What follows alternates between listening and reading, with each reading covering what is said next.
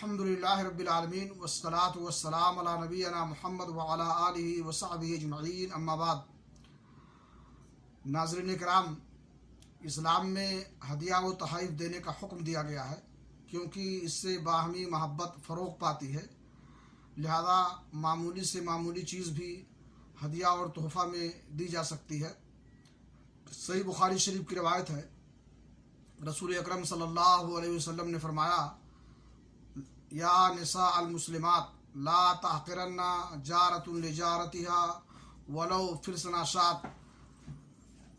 اسلامی عورتوں، کوئی بھی پڑوسن اپنے پڑوسی کے ہدیہ کو حقیر نہ سمجھے، اگرچہ وہ بکری کا کھر ہو، یعنی معمولی سے معمولی چیز ہو تو اس کو پانے کے بعد بھی ناک بھو نہیں چڑھانا چاہیے، بلکہ شکریہ کے ساتھ اسے قبول کر لینا چاہیے۔